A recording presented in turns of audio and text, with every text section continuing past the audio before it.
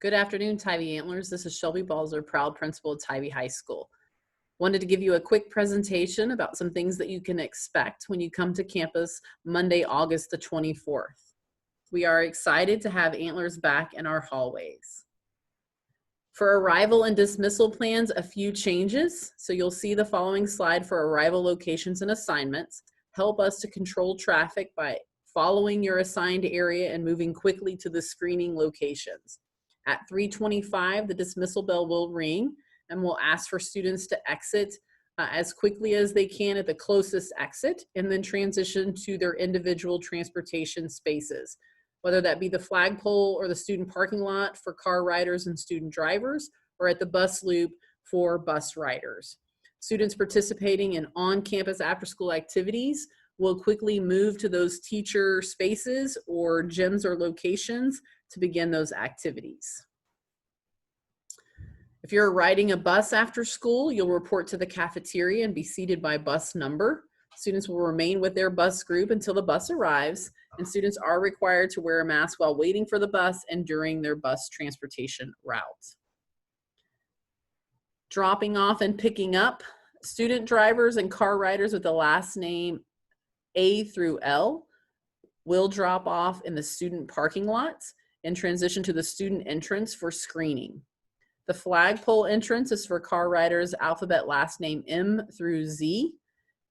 And if you're dropping off at the flagpole, you may use the staff parking lot and sidewalk to drop off, but students will need to walk to the flagpole entrance to be screened. This teacher parking lot will be a staff entrance only and staff parking only. Buses will go in the bus loop behind the cafeteria, and this is also where students arriving before 7:15 can be screened. Parents, if you're visiting campus, our visitor parking lot is in the student parking lot, and you will use that student entrance during the school day, and there are screening requirements for visitors. When you get to the screening area, you will report to your designated entrance, and you'll have your student ID card that you'll be picking up when you pick up your student schedule on Wednesday, August the 19th. Each student ID has a barcode that's unique to the student. Students will be asked the COVID-19 screening questions, and then they will move forward in the spaces to their entrance and be scanned at the entrance for screening. All students entering the building must be screened each day. Questions that will be asked are displayed on the screen, and students responding to these questions with no will be moved to the inside of the building.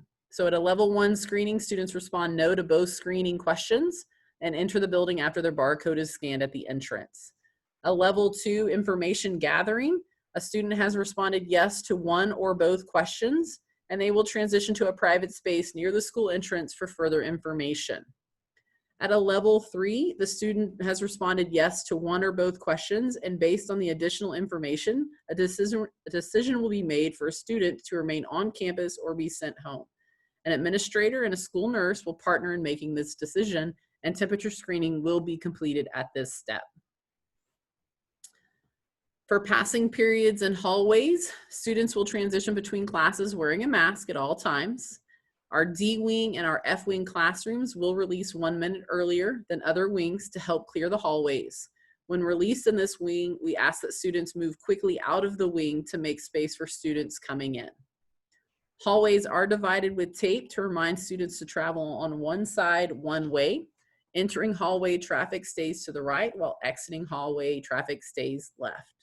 Reminders to maintain social distance spacing are present on hallway walls and floors.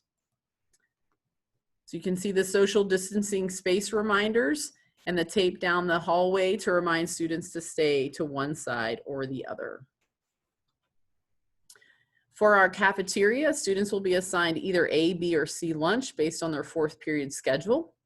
Students will select a table in each one of those spaces. Each table is labeled by color and icon.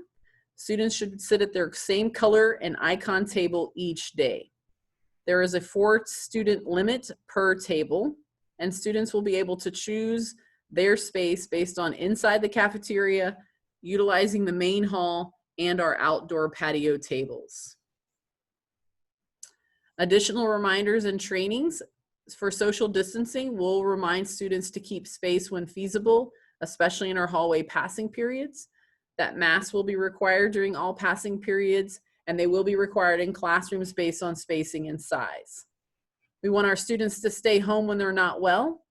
And when you stay home, simply bring a parent note or doctor documentation if you're unable to attend school.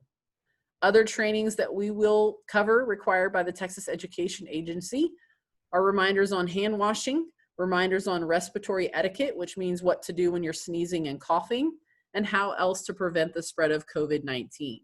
The 2 signs that you see on the screen are prevalent throughout the campus.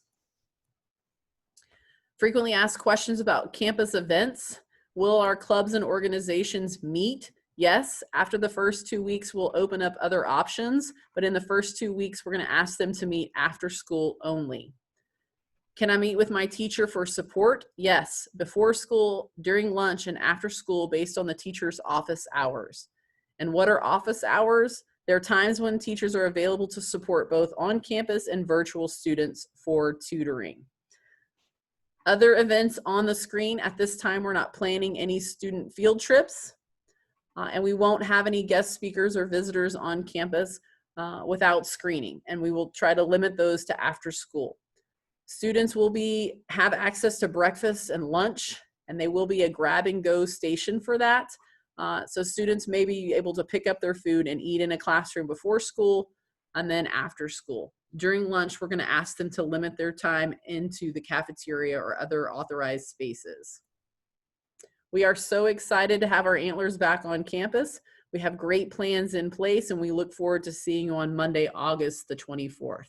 Thank you. Good night.